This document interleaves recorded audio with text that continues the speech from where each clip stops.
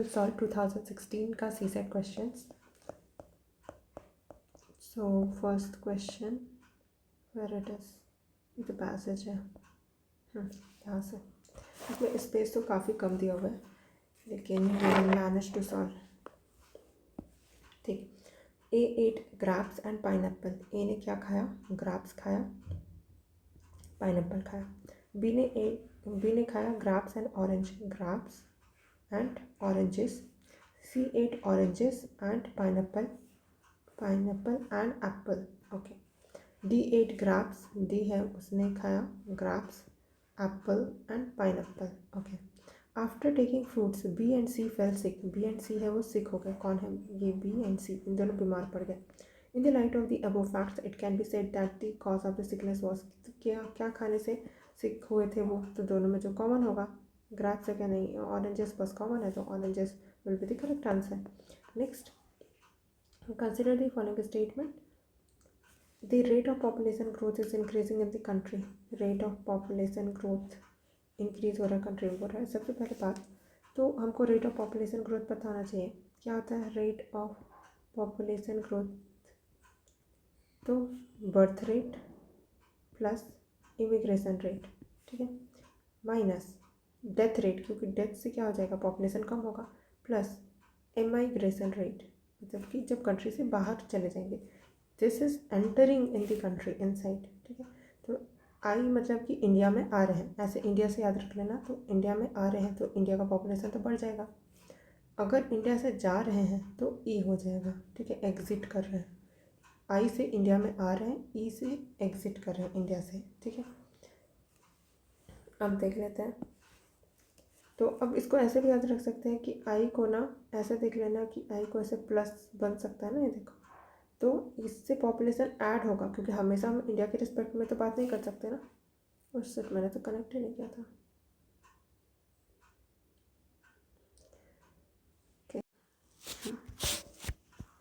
तो हमेशा हम इंडिया के रिस्पेक्ट में नहीं देख सकते. तो जब भी हम आई बनाएंगे इमिग्रेशन के लिए तो उसको प्लस कर देना, मतलब कि उस कंट्री में ऐड होगा पॉपुलेशन, और ई होगा तो एग्जिट हो जाएगा, ठीक है, मतलब कंट्री से बाहर जा रहा है. तो हमको यहाँ पे बोल रहा है the rate of the population growth is increasing in the country. Rate है पॉपुलेशन ग्रोथ का, वो इंक्रीज हो रहा है कंट्री में. ओके. फिर सेकेंड बोल रहा है the death rate is declining faster in the country compare to birth rate. हाँ, तो इससे तो पॉपुलेशन ग्रोथ हो गई, क्योंकि अगर डेथ रेट ये कम होता जाएगा as compare to birth rate, तो कम माइनस होगा, है ना.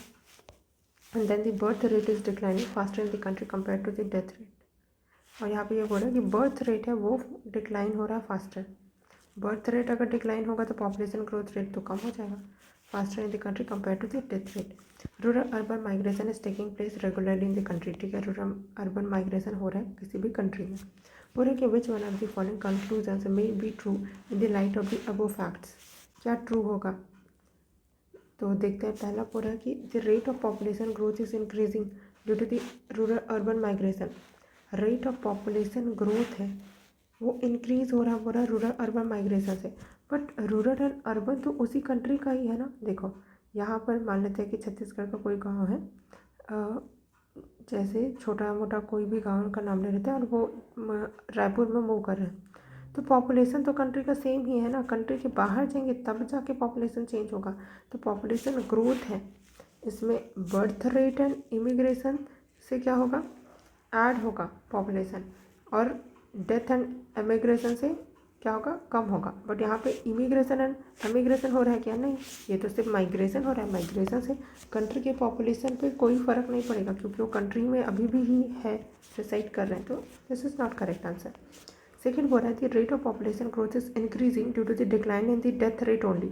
सिर्फ डेथ रेट डिक्लाइन हो रहा है, इसीलिए यहाँ पे हमने देखा था ना डेथ रेट है डिक्लाइन हो रहा है, इसलिए rate of population growth increase हो रहा है. नहीं, इसको भी तो इंक्रीज होना पड़ेगा ना, सिर्फ इसी के होने से तो नहीं बोल सकते हम, क्योंकि वैसे भी एक ही आंसर हो सकता है. Then rate of the population growth is increasing due to the increase in the birth rate only. ये इंक्रीज होगा क्योंकि बर्थ रेट इंक्रीज हो रहा है. क्या पता ये भी इंक्रीज हो रहा होगा, तब तो कम हो जाएगा ना. तो सिर्फ इसी के इंक्रीज होने पर नहीं डिपेंडेंट करता, नहीं डिपेंड करेगा. Then the rate of population growth is increasing due to the faster decline in the death rate than in the birth rate. Yes, जो रेट है पॉपुलेशन ग्रोथ का वो इंक्रीज़ हो रहा है. Rate of population growth will increase, क्योंकि जो birth rate है वो क्या हो रहा है, increasing due to the faster decline in death rate है, वो ज़्यादा डिक्लाइन हो रहा है as compare to birth rate. तो बर्थ रेट उतना डिक्लाइन नहीं हो रहा है, ये ज़्यादा डिक्लाइन हो रहा है, तो इसकी वैल्यू ज़्यादा आएगी, तो rate of population growth will increase. तो this is the correct answer. Moving to next question. अब इसके लिए थोड़ा स्पेस क्रिएट करना पड़ेगा क्योंकि डायरेक्शन में इधर उधर घुमाएगा ये, राइट। फिर अब यहाँ क्वेश्चन क्या बोल रहा है, a person X was driving in a place where all roads can इधर नॉर्थ साउथ और ईस्ट वेस्ट। ओके, एक पर्सन ड्राइव कर रहा है जहाँ पे सारे रोड कैसे हैं, पहले डायरेक्शन ड्रॉ करते हैं, नॉर्थ साउथ ईस्ट वेस्ट। तो रोड ऐसे ऐसे ऐसे हैं, ऐसे ऐसे ऐसे ऐसे हैं, ठीक है। अभी नहीं पता हमको कितने रोड हैं, ओके। नॉर्थ साउथ और east west forming a grid, तो ग्रिड तो बन गया। Roads are at distance of 1 kilometre from each other. Okay, इधर से 1 किलोमीटर एक दूसरे से, इधर से भी 1 किलोमीटर है एक दूसरे से। इन अ पैरेलल ही started at an intersection of 2 road. 2 road के इंटरसेक्शन से एक पर्सन स्टार्ट कर रहा है, कहीं से भी स्टार्ट कर लेते हैं। ये 2 रोड का इंटरसेक्शन है, ये इधर और इधर इनका इंटरसेक्शन है, यहाँ से स्टार्टिंग पॉइंट है, this is a starting point of the 2 roads. Draw 3 kilometre north. अब 3 किलोमीटर नॉर्थ जाना, तो 1 2 और 3, क्योंकि ये तो 1 किलोमीटर है ना, तो यहाँ पहुँच गए हम, नॉर्थ गए। अब फिर क्या बोला, 3 किलोमीटर वेस्ट जाना है, 1 2 3, ठीक है। फिर 4 किलोमीटर साउथ, तो 1 2 3 4। अब which further route could bring him back to the starting point. तो यहाँ से स्टार्टिंग पॉइंट में आने के लिए कौन सा रूट चूज़ करना होगा। Same route is not repeated, मतलब कि सेम रूट रिपीट नहीं करना, मतलब इधर से वापस ऐसे नहीं जा सकते, इधर ही से कहीं से ऐसे ऐसे ऐसे ऐसे, बट रिपीट नहीं कर सकते। तो कौन सा जाएंगे, बोल रहे हैं कि 3 किलोमीटर ईस्ट, हाँ 3 किलोमीटर ईस्ट जाएंगे। देन 2 किलोमीटर साउथ है, क्यों भाई साउथ जाके क्या करेंगे। अच्छा, यहाँ पे हमको 4 किलोमीटर बोला था ना, शायद लास्ट वाला क्या था, 1 2 3 4, हाँ 4 किलोमीटर साउथ था, ओके। तो यहाँ पर आ गए हम, तभी हम सोच रहे थे सीधा सीधा कैसे हो गया। तो ये 4 किलोमीटर साउथ आ चुके हैं। अब which further route could bring, okay. तो अब यहाँ पर से यहाँ पर कैसे आएंगे ये पूछ रहा है। तो बोल रहे 3 kilometre east, okay 3 kilometre east, then 2 kilometre south, नहीं भाई ये इधर पहुँच जाएंगे, नहीं नहीं ये तो नहीं। 3 kilometre east then 1 kilometre north, 3 kilometre east then 1 kilometre north, ये 1 किलोमीटर नॉर्थ जाएंगे तो इधर पहुँच जाएंगे। देन 2 किलोमीटर वेस्ट, कहाँ ही जा रहे हैं, नहीं ये स्टार्टिंग पॉइंट थोड़ी है।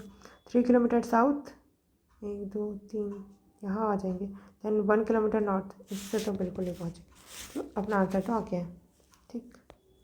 अब वैसे इतने इसी क्वेश्चन यूपीएससी देता तो है नहीं, बट स्टिल प्रैक्टिस कर लिए रहते हैं।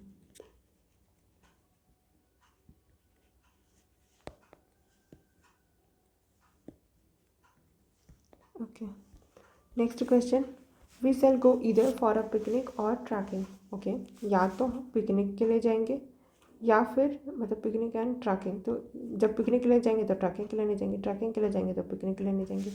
वी शैल गो मतलब जाना ही है, we shall go either for a picnic or trekking. Which one of the following if true would falsify this claim. कौन सा फाल्सीफाई कर रहे हैं, वो है go for a picnic but not for trekking, go for picnic not for trekking, तो ये तो सेटिस्फाई कर गया।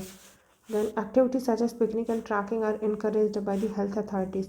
पिकनिक एंड ट्रैकिंग है उसको इनकरेज करते हैं, तो मतलब कि अगर इनकरेज करें मतलब किसी न किसी में तो जाएंगे ही। तो अगेन या तो ये या तो ये, है ना। फिर we go for trekking and not for picnic, trekking के लिए जाएंगे नॉट फॉर पिकनिक, हाँ ये तो पिकनिक, तो ये भी सही हो गया, क्लेम को सेटिस्फाई कर रहा है। We do not go either for picnic और फॉर ट्रैकिंग, बट ये वाला तो नहीं बोल रहा है ना क्लेम, या तो पिकनिक में जाना है या तो ट्रैकिंग में, दोनों में नहीं जाएंगे ऐसा नहीं हो सकता। तो दिस विल फाल्सीफाई दिस क्लेम, ठीक। फिर अगला, इसके लिए भी थोड़ा स्पेस क्रिएट कर लेते हैं।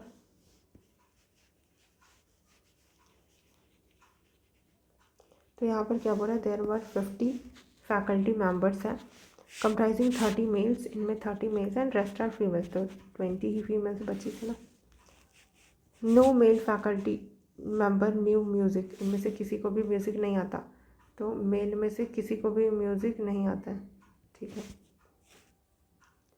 Music but many of the female faculty members did, पर मैनी फीमेल फैकल्टीज मान लेते हैं कि एक्स फीमेल फैकल्टीज़ हैं उनको म्यूज़िक आता है ना, बट बाकी जो वाई फीमेल्स हैं उनको नहीं आता म्यूज़िक।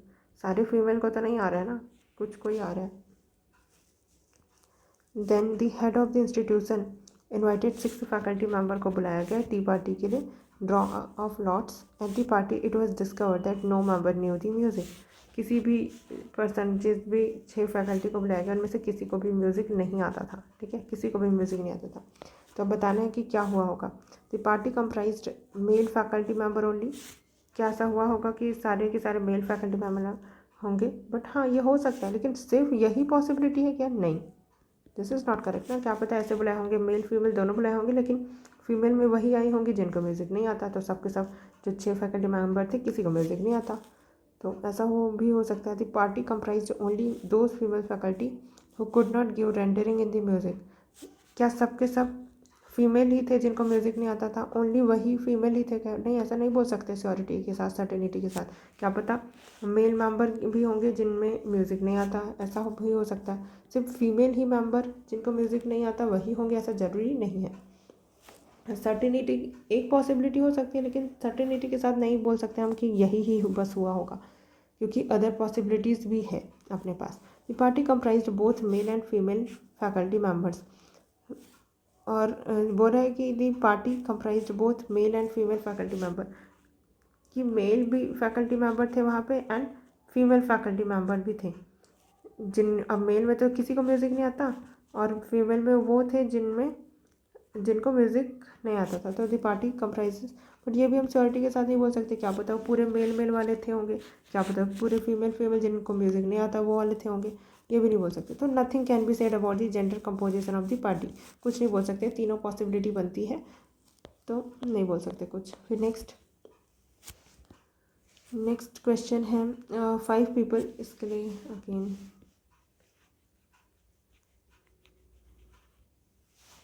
ओके 5 पीपल ABCDE, अरे मैंने आधा क्वेश्चन आए थे। तो ABCDE are seated about a round table. तो 5 लोग हैं, 1 2 3 4 5 राउंड टेबल में बैठ रहे हैं। Every chair is spaced equidistance from adjacent chairs. C seated next to A. C seated next to A, या तो ये या फिर ये, है ना। A seated 2 seats from D, 2 seats from D, या तो ये हुआ होगा या तो ये। B is not seated next to A, B है वो ए के नेक्स्ट नहीं है, तो ये दोनों पॉसिबिलिटी नहीं हो सकती। On the basis of the above information which of the following must be true. क्या मस्ट ट्रू होगा? तो पहले इसके लिए हमको अरेंजमेंट करना होगा। तो कैसे बिठाते हैं, चलो ए को कहीं पर भी बिठाते हैं। तो ए के साइड में सी ही है, तो एक सी इधर बैठ सकता है, एक इधर बैठ सकता है। तो एक और डायग्राम बन सकता है, 1 2 3 4 5, एक को इधर बिठाते हैं, इस बार सी को इधर बिठाते हैं। फिर 2 प्लेस बाद डी, ए के 2 प्लेस बाद डी है, तो एक बार इधर ऐसा करके पॉसिबिलिटी बन सकता है, एक बार इधर करके पॉसिबिलिटी बन सकता है, और एक और पॉसिबिलिटी भी बन सकता है यहाँ। तो ए यहाँ पे है, सी यहाँ पे है। अब देखो एक बार इधर से 2 प्लेस करके डी कर देते हैं, है ना। तो क्या होगा फिर, बी के साइड में, सॉरी ए एंड बी आइट साइड नहीं बैठ सकते, तो बी यहाँ नहीं आ सकता तो यहाँ आएगा, बी यहाँ नहीं आ सकता तो यहाँ आएगा, बी यहाँ नहीं आ सकता तो यहाँ आएगा। तो ABCDE बचा, तो ई को बिठा दो बच्चे के प्लेस पे। अब देखना है तीनों कंडीशन में, एक भी कंडीशन में अगर ये सेटिस्फाई नहीं किया तो वो गलत हो जाएगा, क्योंकि मस्ट बी ट्रू बोला है कि हर कंडीशन में उसी को फॉलो होना ही पड़ेगा, है ना। तो D seated next to B, D seated next to B, यहाँ पर तो बैठा है, यहाँ पर भी बैठा है, यहाँ पर भी बैठा है, yes. E seated next to A, E seated next to A, हाँ E seated next to A, E seated next to A, yes. D and C are separated by 2 seats, D and C separated by 2 seats, इधर से तो 2 seat से separated है। D and C separated by 2 seats है क्या? नहीं, इधर तो 3 सीट से सेपरेटेड है, तो ये तो गलत हो गया, एक जगह गलत हो गया। यहाँ पर डी एंड सी 2 सीट से सेपरेटेड है क्या? इधर 1 सीट से सेपरेटेड, इधर 2, तो 2 वाला तो सेटिस्फाई हो ही गया ना। और इधर एक सीट से सेपरेटेड, इधर तो 2, ठीक है, बट इधर 3 सीट से सेपरेटेड है और इधर 0 सीट से नेक्स्ट टू ईच अदर बैठे हैं, तो ये वाला नहीं होगा। 1 and 2 will be the correct, must be true बोला है, तो 1 and 2 सारी कंडीशन में सही है, थर्ड वाला नहीं है एक कंडीशन में सही। फिर there are 5 hobby clubs in college, photography, yachting, chess, electronics, gardening. The gardening group meets every second day, ये हर सेकेंड डे। इलेक्ट्रॉनिक्स है वो थर्ड डे, चेस ग्रुप है वो fourth day, yachting group fifth day and photography group six day. How many times do all 5 groups meet on the same day within 180 days. तो ये पांचों group एक साथ कब कब मिलेंगे 180 डेज में, तो वही एलसीएम निकालो, क्या हो जाएगा 6, 3 into 2 5, देन 2 2 4, 3 तो है, 2 भी है, ठीक है, तो आएगा 3 दूनी 6, 5 दूनी 10, 60 विल बी दी एलसीएम। तो अब देख लेते हैं 180 डेज में कितनी बार मिलेंगे। एक बार तो 60th डे पे ही मिलेंगे, फिर 6 दूनी 12, 6 3 18, कितनी बार मिले 1 2 3। बस आगे बढ़ो, यहाँ पर एक और क्वेश्चन है, इसको भी कर लेते हैं। यहाँ पर क्या बोला, there are some nectar filled flowers on a tree and some bees are hovering on it, ठीक है। If one bee lands on each flower, अगर एक बी है वो हर एक फ्लावर पे बैठता है, मान लेते थे, चलो इधर एक फ्लावर है, दिस इज ऑल्सो फ्लावर, ये भी एक फ्लावर है, ये भी फ्लावर। अब यहाँ पे एक बी है वो क्या कर रहा है, लैंड कर रहा है हर एक फ्लावर पे, इस पर लैंड किया, इसमें किया, इसमें किया, इसमें किया, तो फिर उस बी को हटा देंगे, that bee will be removed, left out. If 2 bees land on each flower, अगर 2 ठोक बी है वो लैंड कर रहे हैं हर एक फ्लावर पे, तो क्या हो रहा है, the number of flowers and the bees, अच्छा sorry, on each flower 1 flower will be removed, तो यहाँ पे फ्लावर को हटा देंगे, okay. The number of flowers and बीज रिस्पेक्टिवली, तो फ्लावर एंड बीज का नंबर क्या होगा, फ्लावर्स एंड बीज का नंबर कितने संख्या में है, तो यहाँ पर देख लेते हैं क्या क्या पॉसिबिलिटी हो सकती है। पहले तो मान लेते हैं कि कोई भी रैंडम नंबर के फ्लावर है, रैंडम नंबर के बी मान लेते हैं, ठीक है। तो अगर मैं 3 फ्लावर कंसिडर करूँ, ठीक है, और 3 बी कंसिडर करती हूँ, ठीक है, तो अगर एक बी है वो तीनों में बैठा, तो इसमें बी को हटा दिए, तो फ्लावर कितना था 3, अब बी कितना हो गया, तो 2 है ना। तो बेसिकली यहाँ पर कितना का गैप आया, एक का ही गैप आया। एक काम करते हैं, इसको सीधा फार्मूला वाला मेथड से बनाने का ट्राई कर लेते हैं, ऐसे एज्यूम करने में तो काफ़ी टाइम चला जाएगा। सो पहले वाला कंडीशन क्या बोल रहे हैं कि अगर एक भी एक फ्लावर के ऊपर लैंड कर रहा है, तो फिर एक फ्लावर है उसको रिमूव कर दे रहे हैं, तो बी इज इक्वल्स टू क्या आ जाएगा F+1। एंड सेकेंड कंडीशन बोल रहा है कि अगर 2 भी लैंड कर रहा है इस फ्लावर पे, तो क्या हो जाएगा, एक फ्लावर रिमूव कर रहे हैं, तो B is equals to 2F-1, ठीक है। बस इसी को सॉल्व कर लेते हैं, दोनों बी है तो फिर इसको 2F-1 दोनों इक्वल हो जाएगा, तो 2F-F ये 1+1, 2 इज इक्वल्स टू 2F से F गया तो F, तो फ्लावर कितने हो जाएंगे 2। सॉरी, यहाँ पे हम दोनों बी को इक्वेट नहीं कर सकते हैं, ये इक्वेट नहीं करना होगा, इनको ऐसे ही सॉल्व करना पड़ेगा। b is equals to F+1, b is equals to 2F-F, तो इसको कैंसिल आउट करने के लिए क्या करेंगे, बेटर है इस क्वेश्चन को छोड़ ही देते हैं। मुझे भी इसका जो सॉल्यूशन है उतना खास समझ आया नहीं, मैंने ग्रुप में सर्च भी किया, कोई सिंपल सा कोई मेथड बताया भी नहीं, और इसका जो सॉल्व किया बेसिकली मेरे को उसका लॉजिक समझ नहीं आ रहा। आंसर तो शायद ये है, देखती हूँ मैं, कभी मुझे बाद में कभी समझ आ गया तो मैं बता दूँगी, अभी के लिए छोड़ देता है। आगे बढ़ता है, there are 5 persons in a group PQRS and T, the group has 1 doctor, 1 lawyer and 1 artist. अच्छा, तो इसमें अपने को टेबल बनाना पड़ेगा, ठीक है। तो there is 5 person in a group PQRST, 1 doctor है, 1 लॉयर है एंड 1 आर्टिस्ट है। PNS are unmarried student, PNS तो अनमैरिड है एंड स्टूडेंट है। T is man married to one of the group member से मैरिड है, ठीक है, तो ये किसी से शादी किया हुआ है, किससे क्या भी नहीं पता है। Q is brother of P, Q is bro of P, same वाला रैंक है P। And is neither doctor nor artist, तो Q है ब्रदर P का, लेकिन ये ना तो डॉक्टर है ना ही आर्टिस्ट है।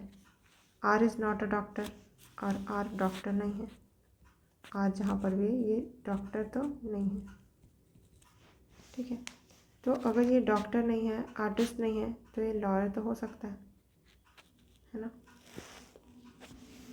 अब पहले तो हम ये ट्राई करते हैं कि T किसके साथ कपल है, ये फाइंड आउट करने का ट्राई करते हैं। तो TPNS के साथ तो शादी नहीं कर सकता क्योंकि इन दोनों तो अनमैरिड हैं, वो भी स्टूडेंट है, तो ये तो हट गया। फिर Q है वो ब्रो है P का, हाँ तो उससे क्या फ़र्क पड़ता है, QP तो इधर आ सकता है ना, T तो है ही यहाँ पे, तो यहाँ पे P तो हट गया, सॉरी, हाँ Q एंड R ही बचा, यहाँ पे Q आ सकता है, R आ सकता है ना। R डॉक्टर नहीं है, ओके। और यहाँ पे सिर्फ 3 ही प्रोफेसर है ना, अच्छा 5 लोग हैं और 3 हैं, तो स्टूडेंट है वो तो इसमें नहीं हो सकता ना, क्योंकि ये तो आर्टिस्ट, लॉयर एंड डॉक्टर है, ओके। अच्छा हमको यही बात तो पता चल गई है ना कि जो Q है वो लॉयर है, क्योंकि वो डॉक्टर आर्टिस्ट नहीं है, तो ये लॉयर ही हो सकता है, और ये स्टूडेंट भी नहीं है ना। ये P तो स्टूडेंट है, अब ये डॉक्टर नहीं है, लॉयर तो ये हो गया है, तो एक क्या बचा प्रोफेशन, आर्टिस्ट का बचा है, तो आर्टिस्ट होगा R है वो आर्टिस्ट है। Q है वो लॉयर है, R है वो आर्टिस्ट है, तो T है वही डॉक्टर होगा, तो ये डॉक्टर हो गया। और अब यहाँ पर कौन है, और कुछ रिलेशन तो देना चाहिए था। T is man married to one of the group member, Q is a brother of neither doctor, R is not a doctor, R doctor नहीं है, ये तो आर्टिस्ट है, ये लॉयर है। एक डिटेल हमने यहाँ पे मिस की है कि T इज़ अ मैन, तो T अगर मैन है तो ये मैन है। अब यहाँ पे Q एंड R, Q है वो ब्रो है, तो ये तो मैन हुआ ना, तो ये तो नहीं हो सकता, मैन से कैसे शादी करेगा, तो T एंड R है वो कपल है। तो चलो अब हम क्वेश्चन पे आता है, हु इज़ डॉक्टर, डॉक्टर कौन है, T है। फिर who is the artist, artist कौन है, artist R is the artist. Who is the spouse of R, R का स्पाउस कौन है, T। Who is the lawyer, lawyer कहाँ है, Q है ना लॉयर। और क्या बचा, who of the following definitely a man, कौन डेफिनेटली मैन है, T तो मैन है, बट T तो ऑप्शन में नहीं है। Q मैन है ना, Q तो ब्रो है ना, तो मैन तो हो गई। S के बारे में नहीं पता हमको, तो Q is the correct answer. फिर next question, there is an order of 19,000 quantity में पर्टिकुलर प्रोडक्ट का from a customer, the firm produces 1,000 तो प्रोड्यूस कर रहा है, बट हमारा टारगेट क्या है, 19,000 का हमको ऑर्डर मिला हुआ है। अब जब भी हम 1,000 बनाते हैं उनमें से पर डे 5% तो अनफिट हो जाता है, तो कितना अनफिट हो जा रहा है, 1,000 में से 5%, 50 अनफिट हो जा रहा है, मतलब फिट कितना है, 950। तो इन हाउ मैनी डेज, कितने दिन लगेंगे ऑर्डर कंप्लीट करने में, 19,000 ऑर्डर कंप्लीट करना है, 950 ही हम एक दिन पे सही वाला प्रोडक्ट बना पा रहे हैं, तो कितना दिन लगेगा, 5 कम 5 6 7 8 9 5 9 45 5 15 16 17 18 19 5 8 40 19 8 10 20 डेज लगेंगे। फिर अगले क्वेश्चन पे आते हैं, ये तो सारे पैसेजेस हैं यहाँ पर से। अ क्लास स्टार्ट, इससे पहले तो नहीं है, हाँ। अ class starts at 11 AM and last till 2:27 PM, तो कितना का टाइम हो गया यहाँ पे, 11 12 फिर 1 2 एंड मतलब 3 hour 27 minute, ठीक है। 4 पीरियड्स होने हैं तो P1 P2 P3 P4 during equal duration की है सबके सब चारों period and held during this interval equal duration are held during this interval after every period rest of 5 minute दिया जाता है। तो एक ख़त्म हुआ तो 5 मिनट का रेस्ट, ये ख़त्म हुआ तो 5 मिनट का रेस्ट, ये ख़त्म हुआ 5 मिनट रेस्ट। कितना बार दिए रेस्ट? 5 10 15 15 मिनट को हटा दो पहले, तो 3 आवर और ये 6 7 1 3 आवर 12 मिनट है given to the students. Exact duration हर एक पीरियड का सब इक्वल ड्यूरेशन का है तो पहले सबको मिनट में काउंट कर लेते हैं। 6 5 18 180 मिनट्स होंगे 3 आवर में एंड 12 मिनट्स एक्स्ट्रा है तो 192 मिनट्स है टोटल। 4 पीरियड है तो एक एक क्लास का कितना टाइम होगा? 2 दूनी 4 2 18 2 6 12 2 1 2 4 8 2 8 16 48 मिनट की एक एक क्लास होगी। ठीक है, फिर नेक्स्ट क्वेश्चन। इतना लंबा चौड़ा दे दिया, कुछ जगह पहले बना लेते हैं।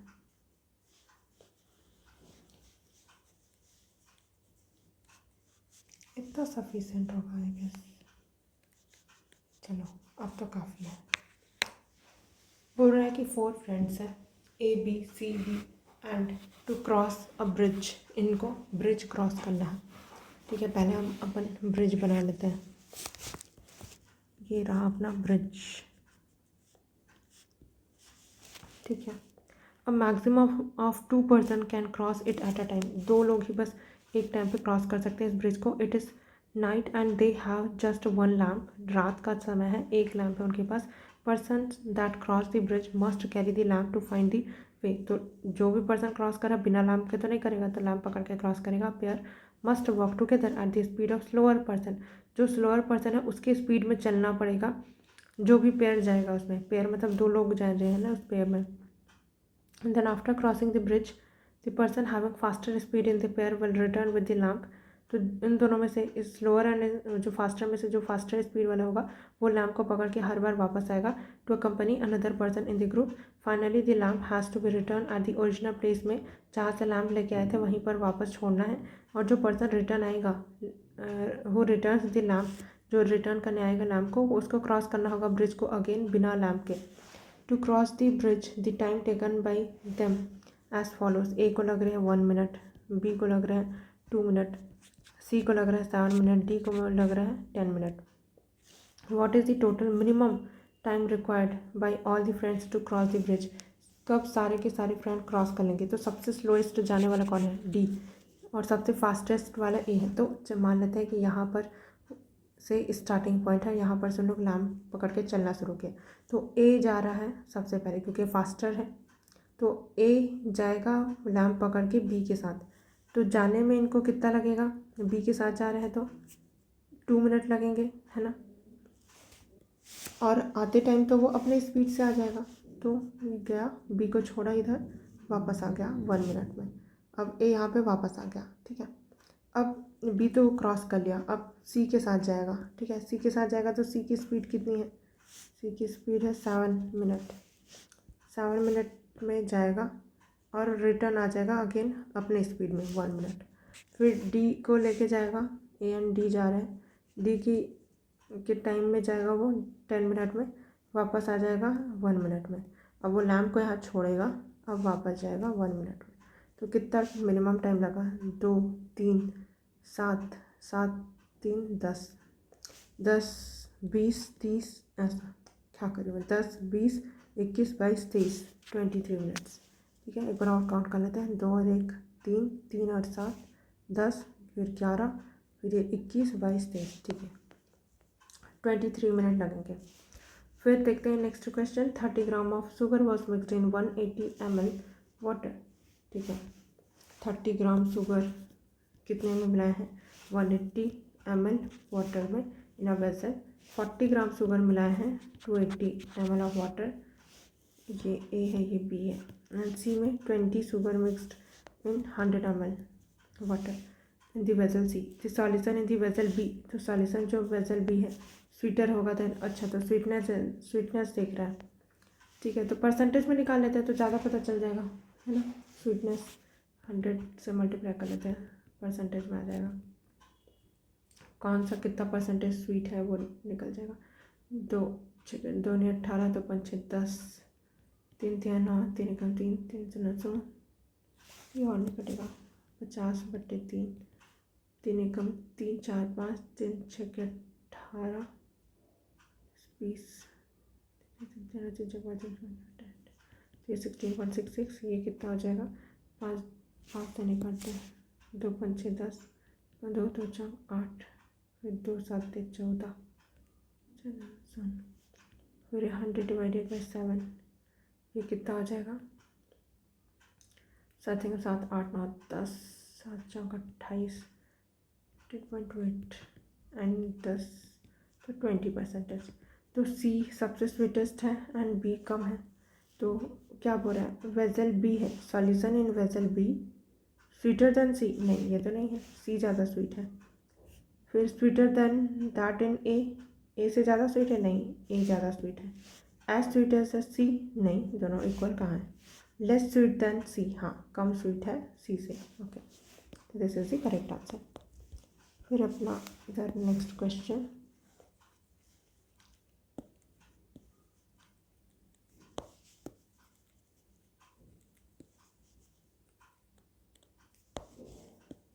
okay. In aid of charity, every student in a class contributes as many rupees as the number of the students in the class. तो जितने नंबर ऑफ स्टूडेंट्स हैं उतने ही चैरिटी भी वो ऐड कर रहे हैं, ठीक है, उतने ही कंट्रीब्यूट कर रहे हैं मैं that many rupees with the additional contribution of ₹2 rupees कोई एक्स्ट्रा दिया है 1 student only. The total collection कितना चला गया 443।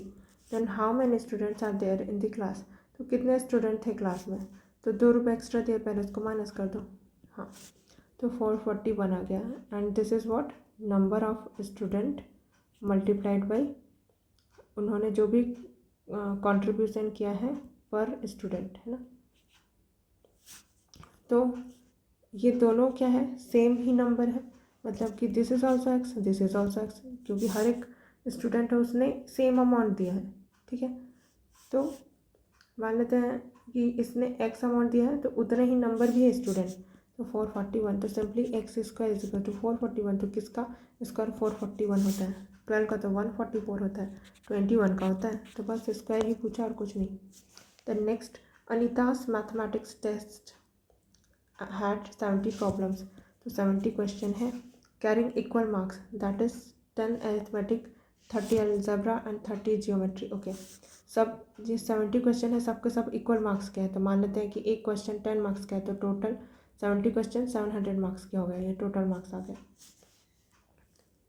देन यहाँ पर कितने हैं, 10 अरिथमेटिक का क्वेश्चन पूछा है इसमें, 30 अलजेब्रा के क्वेश्चन पूछे हैं, 30 जियोमेट्री के क्वेश्चन पूछे हैं, तो ये 70 क्वेश्चन हो गए।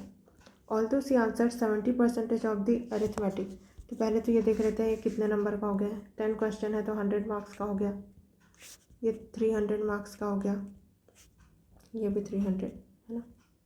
अब यहाँ पे बोला कि उसने आंसर किया 70% of arithmetics, 40% of algebra, 60% of the geometry problems correctly, she did not pass the test. तो हमको यहाँ पे बताया गया कि उसने क्या किया है, 70% अरिथमेटिक का सॉल्व किया है, मतलब कि 70 मार्क्स मिले होंगे उसको, आउट ऑफ 100 करेक्टली सॉल्व किया ना इसने, ये पॉजिटिव स्कोर है। देन 60% नहीं 40% अलजेब्रा, 40% ऑफ अलजेब्रा का 300 है, या 12। देन यहाँ 60% of geometry problem, 60% geometry problem 18, तो टोटल इसके कितने मार्क्स हो गए हैं, 180, 120, 70, 7 7 14 15 16 17, 370 मार्क्स है टोटल उसके। बट इसके बाद भी वो पास नहीं हो पाई, did not pass the test because she got less than 60% marks. 60% marks इसका होगा, टोटल मार्क्स तो यही था ना, तो 6 7 42, 420 मार्क्स लाने थे, उसने लाया 370। तो पूछ रहा थे number of more question she would have to answer correctly to earn 60% passing marks, 60% passing mark लगने के लिए कितना क्वेश्चन और सॉल्व करना होगा, तो पहले माइनस कर लेते हैं। 420 में पास होना था, 370 उसका आया, तो कितना हो जाएगा 8 9 10 11 12 5, तो 50 मार्क्स का और सॉल्व करना होगा। हर एक क्वेश्चन में हमने माना था 10, तो 5 क्वेश्चन और सॉल्व करेगी तो पास हो जाएगी, है ना।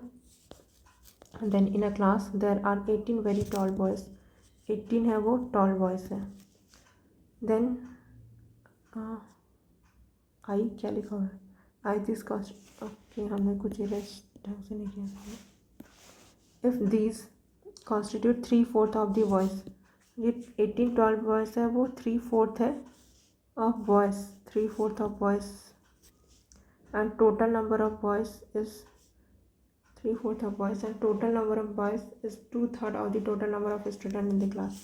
टोटल नंबर ऑफ बॉयज़ जो है, टोटल नंबर ऑफ बॉयज़ है, ये वाला टॉल बॉयज़ है, इसको ऐसे करते हैं, this is tall boys.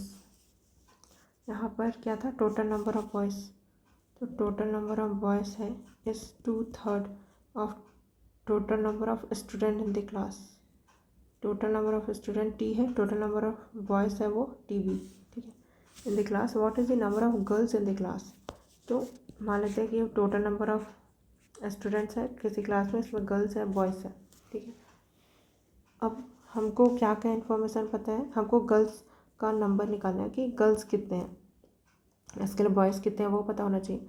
Boys कैसे निकालेंगे हम, बॉयज़ निकालने के लिए हमारे पास क्या डेटा है, एक तो ये पता है अपने को, तो हाँ यहाँ पर से तो बॉयज़ निकल जाएगा ना, तो B इक्वल्स टू ये 18 मल्टीप्लाइड बाई 4, 3 3 6 18 6 चौक 24, तो बॉयज़ है 24।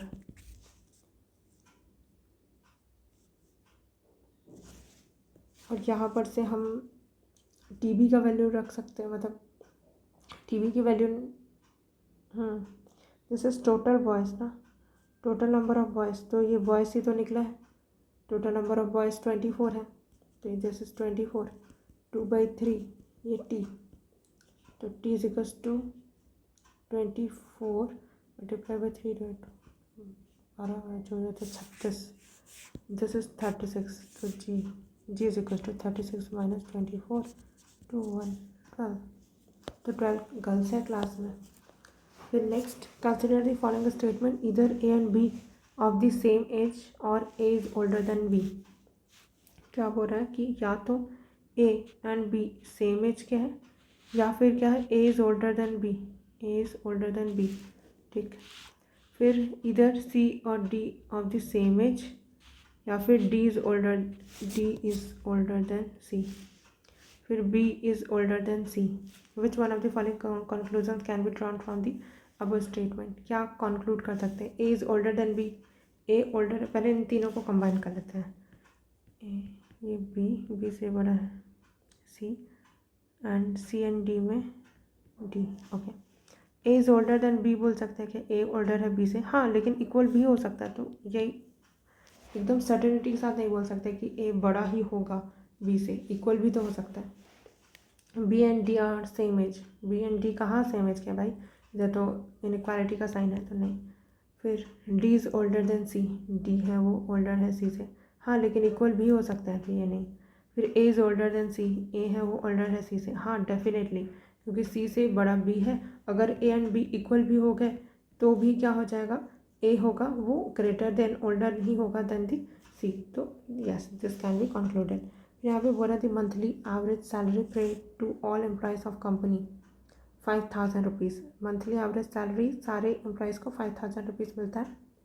The monthly average salary paid to male and female employees 5200 4200 respectively, then the percentage of the males employed in the company कितने हैं। तो हमको ये पता है कि ये जो एवरेज है एवरेज सैलरी, तो ये मेल फीमेल दोनों का ही है, दैट इज़ 5000, तो ये सम ऑफ फीमेल प्लस मेल, अभी ये तो हमको नहीं पता है नंबर कितने हैं नंबर में, ओके। तो हम लोग अभी निकालेंगे sum of female plus sum of male divided by female plus male का नंबर।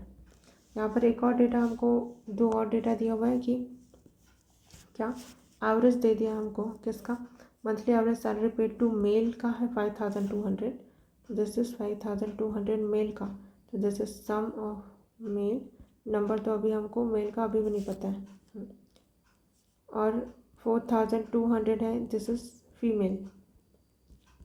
ओके, तो इधर से sum of male and sum of female निकल जाएगा, तो सम ऑफ मेल क्या हो जाएगा 5200 multiplied by m, 5200 multiplied by m, और ये मेल का है, फिर फीमेल का लिख लेता है, फीमेल का 4200 एफ, और नंबर अभी भी हमको नहीं पता है। ओके, एंड दिस इज 5000, तो अब इसी को सॉल्व करना होगा, जगह तो है नहीं।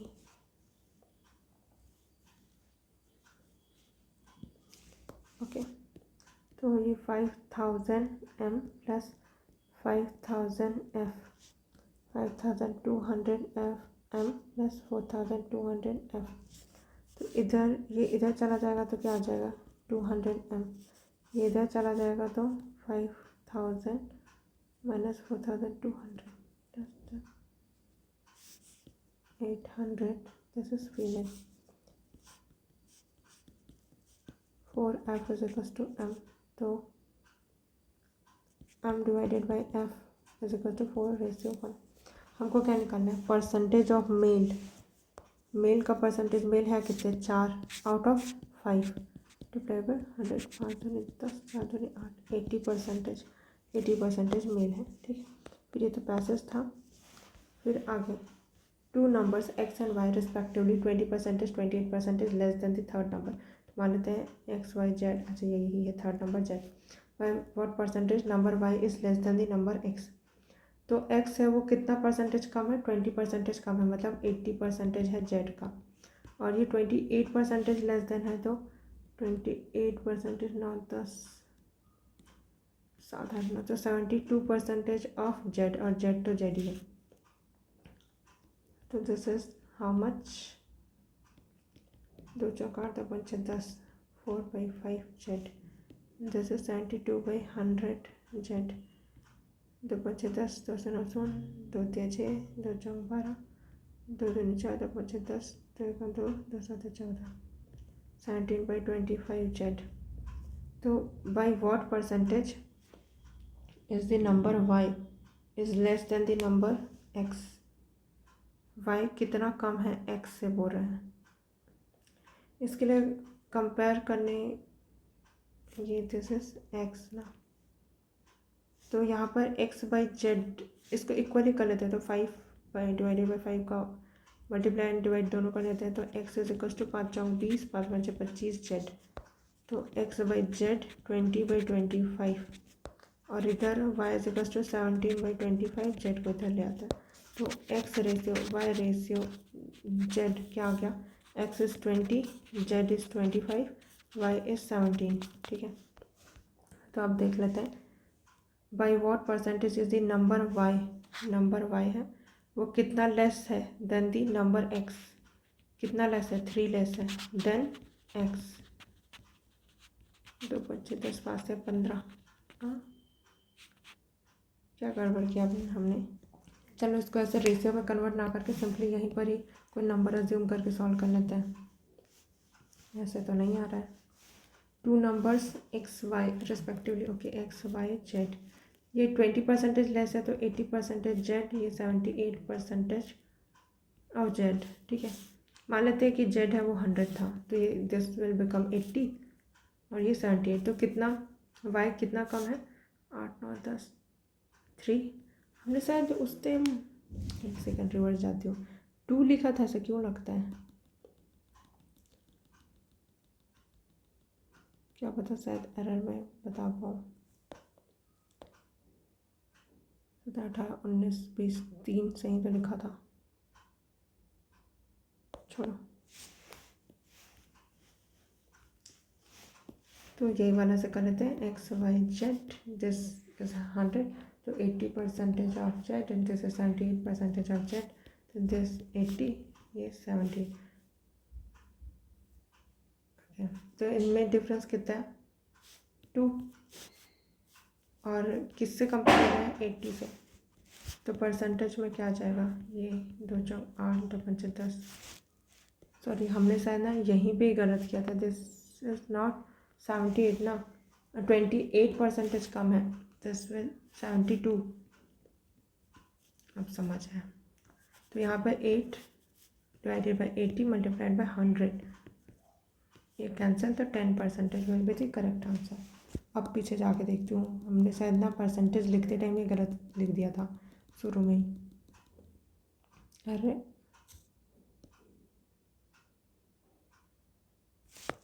यही सॉल्व करे थे ना, ये यहाँ पर तो सही लिखा था हमने, छोड़ो, हमारा तो आंसर आ गया ना 10%। तो सिंपली ही सॉल्व करना है, एकदम ज़्यादा कॉम्प्लिकेट नहीं करना है, वहीं पे ही सॉल्व हो जाता। देन यहाँ पर नेक्स्ट क्वेश्चन क्या बोल रहा है, a daily train is to be introduced between station A and B starting from each and 6 AM पे स्टार्ट होगा दोनों साइड से, and the journey is to be completed in 42 hours में कंप्लीट करना है। 42 आवर्स मतलब कि क्या, एक दिन, एक दिन में कितना है, 24 आवर हो गए, 24 our 12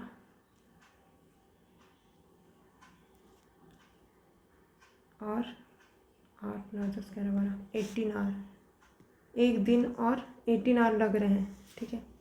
what is the number of train, तो कितना ट्रेन चाहिए होगा, तो मान लेते हैं डे 1, फर्स्ट डे पे दोनों साइड से, इधर से ट्रेन 1 गया, इधर से ट्रेन 2 गया, अब इसको एक दिन लग गया, इसको भी एक दिन लग गया, फिर 18 घंटे और लगे, 18 घंटे और लगे। तो फर्स्ट डे पे तो दोनों, चलो फर्स्ट डे पे तो जब ये लोग पहुँचे तो एक दिन तो हो गया था ना, तो दूसरे दिन एक और ट्रेन इधर से स्टार्ट करना पड़ेगा, है ना। अब वो भी स्टार्ट कर जाएगा एक दिन और 18 घंटे, और उस टाइम पे यहाँ पर भी कोई ट्रेन नहीं होगा, तो ये इधर से भी एक चाहिए 6 AM के लिए, क्योंकि दूसरे दिन कहाँ कोई ट्रेन है 6 AM से, और ये तो पहुँचा नहीं है, तो ये तो नहीं चल सकता, तो ऐसे करके 4 ट्रेन तो लगेंगे ही, ठीक है, मिनिमम। फिर a piece of tin is in the form of rectangle, एक पीस है टिन का, वो रेक्टेंगल के फॉर्म में, लेंथ है जिसका 12 एंड विड्थ है 8 centimetre. This is use to construct a closed cube, एक क्लोज्ड क्यूब बनाना है अपने को। The side of the cube is, तो साइड क्यूब का क्या होगा, तो इससे पूरे ये पूरा बनाना है, तो हम लोग इसका एरिया देख लेते हैं, 12 × 8 विल बी द रेक्टेंगल का एरिया, और इसका पूरे सरफेस एरिया पूरा कैलकुलेट करना होगा ना। तो एरिया ऑफ द स्क्वायर क्या होता है, ए स्क्वायर, बट पूरा सरफेस एरिया निकालेंगे तो 6 सरफेस होता है, तो 6 ए स्क्वायर। साइड निकालना है अपने को, तो 6 दूनी 12 8 दूनी 16, ए का square, A is equal to 4, this is the correct answer. यहाँ पर क्या है, in a question paper there are 5 question to be attempted, ठीक है। इस क्वेश्चन के पास 2 ऑप्शन है, ट्रू या फिर फॉल्स, तो पहला क्वेश्चन मान लेते हैं ट्रू या फॉल्स। फिर it is given that no two candidate have given answer to the 5 question in the identical sequence, में कोई भी 2 स्टूडेंट नहीं दे रहा आंसर, तो ये होने के लिए मैक्सिमम नंबर ऑफ कैंडिडेट कितने होंगे, तो 1 क्वेश्चन को 2 तरीके से आंसर क्वेश्चन कर सकते हैं, सेकंड क्वेश्चन को अगेन 2 तरीके से, थर्ड को अगेन 2 तरीके से, फोर्थ को अगेन 2 तरीके से, फिफ्थ को अगेन 2 तरीके से, तो इधर इसको 2 तरीके से, ये भी 2, तो ऐसे 2 पावर 5। तो 2 पावर 5 को कैसे लिखेंगे, 2 2 2 2 3 4 4 2 8 16 32, this is the correct answer. तो नेक्स्ट टाइम जब यूपीएससी ने अगर 5 क्वेश्चन की जगह ज़्यादा ही दे दिया, तो सीधा हमको पता है ना कि इसको ऐसे ही सॉल्व करते हैं, तो सीधा 2 की पावर, मतलब जितने भी वेस हैं उनकी पावर में जितने नंबर ऑफ क्वेश्चन है वो आ जाएगा, है ना। फिर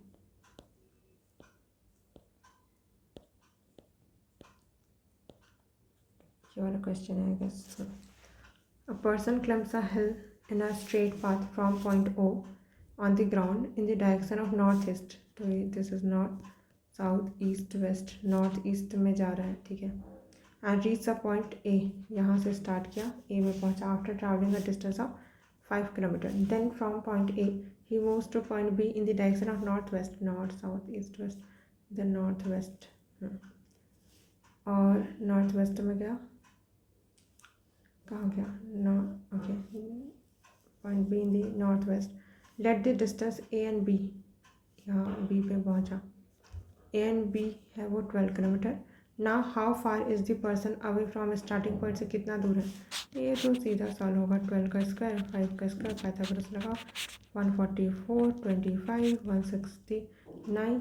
दिस इज रूट ऑफ 13. ठीक. फिर यहाँ पर क्या बोल रहा है. An agriculture field is in the form of rectangle having length x1 metre, breadth x2 metre. x1 x2 variable है. x1 प्लस x2 40 मीटर है. Then the area of the agriculture field will not exceed which one of the following value. Not exceed बोल रहा है मतलब कि क्या maximum value पूछ रहा है अपने को. तो क्या मैक्सिमम वैल्यू होगी इस एरिया ऑफ द फील्ड. तो हमको ये बात तो पता है. देखो 40 कई सारे तरीके से आ सकता है, बट मैक्सिमम वैल्यू जहाँ पर एरिया मैक्सिमम होगा तो क्या होगा. जब मल्टीप्लिकेशन में वैल्यू मैक्सिमम तब आती है जब दोनों इक्वल होता है, इक्वल नंबर होता है. तो 40 का ऐसा वैल्यू जहाँ पर दोनों x1 x2 इक्वल हो, वहाँ पर x1 multiplied by x2 maximum value आएगा. तो क्या होगा 20 + 20 = 40. तो इसी का जब मैं मल्टीप्लाई करूँ तो area will be 400 square metre. तो this is the correct answer. Same ऐसा वाला ही लॉजिक से सॉल्व होने वाले यूपीएससी ने एक बार और पूछा था. तो ध्यान रखना कि जब मल्टीप्लिकेशन में मैक्सिमम तब आता है जब दोनों वैल्यूज़ इक्वल होती हैं और उनका ऐड है अगर कोई स्पेसिफिक दे दिया है तब. तो फिर नेक्स्ट क्वेश्चन थी sum of the ages of the 5 members comprising family. अच्छा ठीक है, इसके बाद से नेक्स्ट में करते हैं.